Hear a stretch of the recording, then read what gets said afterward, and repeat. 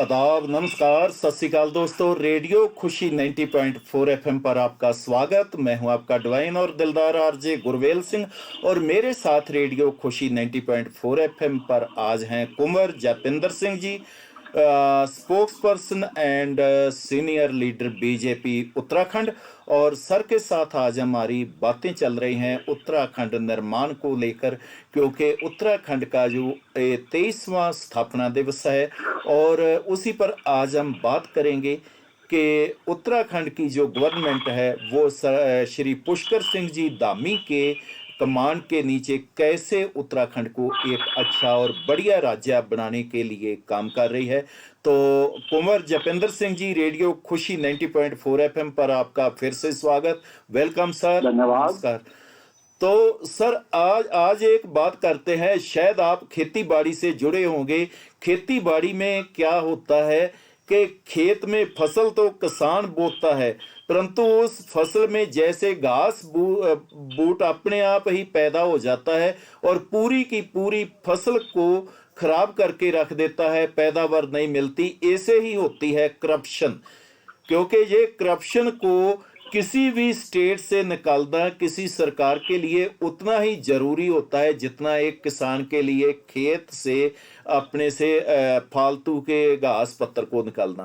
तो इसके लिए मैं ये जानना चाहूंगा क्या कर रही है गवर्नमेंट। जब से युवा मुख्यमंत्री ने कमान संभाली है जी, तो प्रदेश के अंदर पहली बार ऐसा हुआ है कि भ्रष्टाचार को लेकर जितने भी भ्रष्टाचारी थे उन सब लोगों को जेल की हवा खानी पड़ी। जी जी, वेरी गुड। चाहे हमारे नकल माफिया था, यहाँ युवाओं के भविष्य से खिलवाड़ करने वाला, नौकरियों का झांसा देकर उन्हें ठगने वाला, भ्रष्टाचार करने वाला जो एक तंत्र था, चाहे उसमें सरकारी कर्मचारी शामिल थे, अधिकारी शामिल थे, राजनेता शामिल थे, सामाजिक लोग शामिल थे, उन सबको, पूरे लोगों को, पूरे ग्रुप को बेनकाब करके उन्हें सबको जेल की सलाखों के पीछे पहुंचाया गया जी। और माननीय मुख्यमंत्री जी ने कमान संभालते ही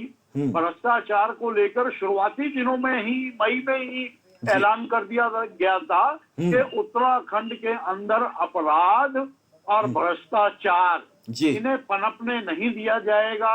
अपराधियों और भ्रष्टाचारियों के लिए उत्तराखंड में कोई स्थान नहीं है। लॉ एंड ऑर्डर सख्त है।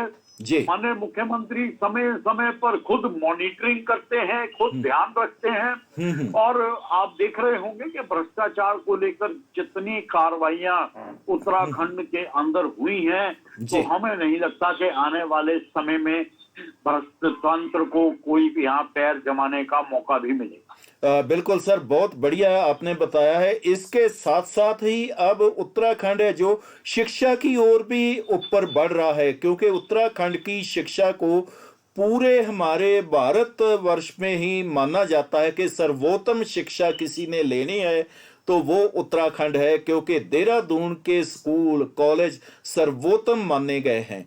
और इसमें क्या क्या जो है वो काम हुए हैं वो भी मैं जानना चाहूँगा, क्योंकि आज मुझे लग रहा है कि पहाड़ों के दूर दराज एरिया में भी स्कूलों की दशा और दिशा दोनों ही बहुत सुधरे हैं। देखिए, स्वास्थ्य और शिक्षा किसी भी राज्य और राज्य के नौनिहालों के लिए बहुत ही आवश्यक दो मूलभूत सुविधाएं जी। पहले की सरकारों ने क्या करा क्या नहीं करा, हम उसमें जाकर समय व्यर्थ ना करते हुए मात्र और मात्र अपनी सरकार का एजेंडा और अपने मुख्यमंत्री के संकल्प को ही आपके माध्यम से प्रदेश की जनता के सामने रखेंगे जी। हमने 25वीं वर्षगांठ से पहले उत्तराखंड को एक अग्रणीय राज्य के रूप में स्थापित करना है। माननीय मुख्यमंत्री जी का ये प्रण है। वेरी गुड, बहुत केंद्र का भरपूर सहयोग है। और स्वास्थ्य और शिक्षा के क्षेत्र में दूरस्थ क्षेत्रों में, जैसा आपने कहा कि सुदूर पर्वतीय जनपदों में इन चीजों का अभाव देखा गया था जी। हम इससे इनकार नहीं करते हैं, लेकिन ये वर्तमान सरकार और मुख्यमंत्री का संकल्प है कि उत्तराखंड के कोने कोने में पर्वतीय जनपदों के क्षेत्रों के दूरस्थ क्षेत्रों में भी बेहतर शिक्षा और बेहतर स्वास्थ्य हम लोगों को मुहैया कराना है और जी। उसी संकल्प के साथ सरकार आगे बढ़ रही है। ठीक है कि थोड़ा समय जरूर लगता है, जी। लेकिन हम अपने इस संकल्प को पूरा करके रहेंगे, ऐसा माननीय मुख्यमंत्री जी का मानना है। बिल्कुल सर, बहुत अच्छी बात की, क्योंकि मैं जब इधर आया था तो एक बात से हैरान हो गया था कि यहाँ आके पता चला था, जो आज से मैं करीब 20-22 साल पहले की बात कर रहा हूँ, 25 साल पहले की, जब मैं उत्तराखंड शिफ्ट हुआ था, तो पता चला कि उत्तराखंड के पहाड़ों में रहने वाले बहुत सारे लोग ऐसे थे जिन्होंने कभी बस ही नहीं देखी थी। ट्रेन तो बहुत दूर की बात थी, उनको यही नहीं पता था बस कैसी होती है, क्योंकि कोई उधर रोड नहीं जाता था, कभी उन लोगों का शहरों के साथ वास्ता नहीं पड़ता था। तो आज उत्तराखंड जो हम देख रहे हैं, जिसमें यहाँ पे हम ये कह लें कि एक्सप्रेस हाईवे बन रहे हैं, इस उत्तराखंड में क्या वृद्धि हो रही है, इसको कैसे देख रहे हो, या क्या इसके लिए आपका ये कथन ही यह सिद्ध करने के लिए काफी है कि उत्तराखंड के जनमानस भोला भाला और सादगी से परिपूर्ण था। और आज जब विकास पूरे पर्वतीय जनपदों में भी चला गया है, इन्हीं मुद्दों को लेकर उत्तराखंड का निर्माण हुआ, तो आज भी हमारे पर्वतीय जनपदों की जनता, हमारा एक आम उत्तराखंडी जनमानस अपनी सादगी, भरोसे और अपनी कर्मठता और जीवटता के लिए जाना जाता है। यही उत्तराखंड और उत्तराखंडी जनमानस की पहचान। बिल्कुल सर, बहुत अच्छी बात है। और इसके साथ साथ और क्या क्या, क्योंकि यहाँ पे कुछ कार्य ऐसे भी हो रहे हैं, जैसे बहुत सब जगह पे रोपवे बन रहे हैं, क्योंकि अभी एक नई परियोजना मैं सुन रहा था कि देहरादून से मसूरी के लिए भी कोई रोपवे की बात चल रही है। कुछ इसके साथ साथ हेमकुंड साहिब में भी कुछ ऐसा हो रहा है। ये सारे की सारी चीजें हैं जो एक नई टेक्नोलॉजी के साथ लोगों को आगे बढ़ाना, उनका समय बचाना, ये सारा क्या क्या कुछ हो रहा है जी, इनके बारे में थोड़ा सा जरूर बताइए। गुरवेल जी, विकास कार्य तो भारतीय जनता पार्टी की सरकार में युवा मुख्यमंत्री के नेतृत्व में निरंतर चल रहे हैं जी। माननीय प्रधानमंत्री जी का उत्तराखंड के प्रति विशेष लगाव है और उस लगाव का लाभ भी प्रदेश को निरंतर मिलता रहा है। हाँ जी। अब जो सरकार है और माननीय मुख्यमंत्री है, अगर आपने कुछ दिन पहले देखा होगा जी, वो एक ड्रग्स जो है, ड्रग्स की एक बहुत बड़ी समस्या जो पूरे देश के साथ साथ उत्तराखंड में भी अपने पैर पसार चुकी जी। और भारतीय जनता पार्टी की सरकार का और माननीय मुख्यमंत्री धामी जी का ये संकल्प है कि आने वाले 2 वर्षों में उत्तराखंड को ड्रग मुक्त करना है जी। जो ड्रग माफिया और ड्रग का काम करने वाले लोग, जिस तरह से हमने पंजाब को अपनी आंखों के सामने बर्बाद होते देखा है, दिल्ली जैसे राज्य में जगह जगह ड्रग बिकती हुई आज भी नजर आती है जी। लेकिन उत्तराखंड के अंदर युवा मुख्यमंत्री ने ये संकल्प लिया है कि उत्तराखंड की धरती को और उत्तराखंड के नौनिहालों को ड्रग से दूर रखना है। ड्रग माफियाओं की और ड्रग का काम करने वाले और ड्रग से संबंधित पेडलरों की अब खैर नहीं।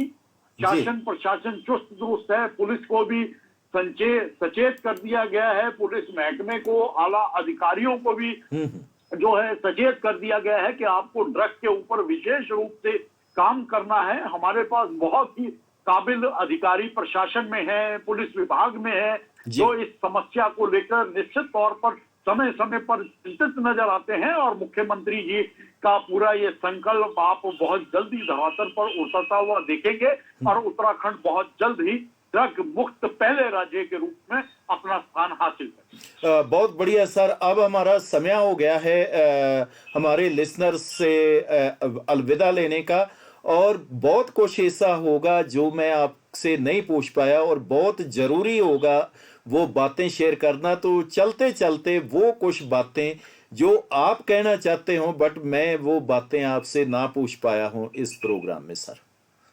देखिए, उत्तराखंड हम सब लोगों का वो प्रदेश है, हम सब उत्तराखंड वासी हम किसी भी राजनीतिक दल से संबंधित हों, लेकिन हम लोगों की एक संयुक्त विचारधारा होनी चाहिए अपने प्रदेश को सजाने संवारने की, अपने प्रदेश को भ्रष्टाचार मुक्त रखने की, अपने प्रदेश को ड्रग से मुक्त रखने की।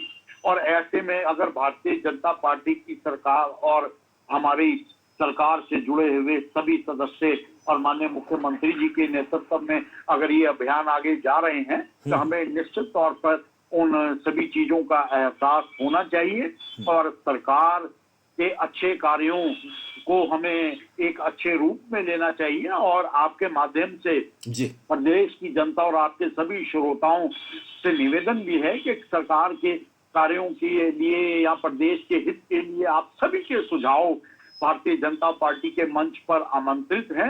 आप सभी के सुझावों का स्वागत रहेगा, क्योंकि हम सब ने मिलकर उत्तराखंड को बनाना है, संवारना है।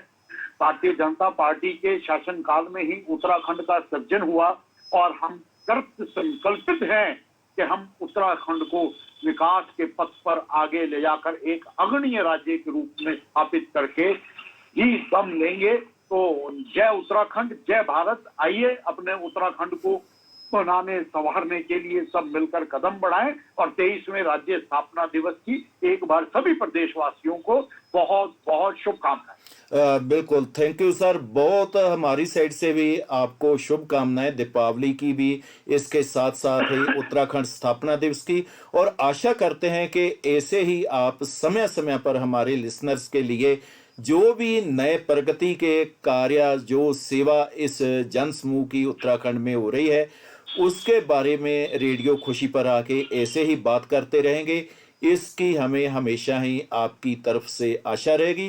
तो बहुत बहुत रेडियो खुशी को समय देने के लिए कुंवर जपेंद्र सिंह जी, आपका धन्यवाद। Thank you sir, very much. Thank you ji, बहुत बहुत धन्यवाद खुशी रेडियो टीम के सभी सदस्यों।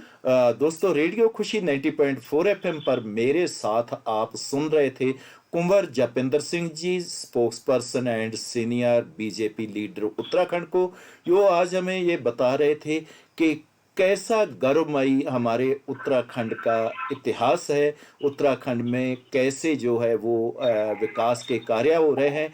आशा करते हैं कि ये सारा प्रोग्राम आपको बहुत पसंद आया होगा और यही प्रोग्राम आप रात 9 बजे और कल सुबह 11 बजे रेडियो खुशी पर सुन सकते हैं। तब तक के लिए दीजिए इजाज़त अपने डिवाइन और दिलदार आरजे गुरवेल सिंह को, और मैं कल को फिर किसी और शख्सियत के साथ आपके रूबरू होऊंगा। गुड बाय, टाटा, रब राखा दोस्तों।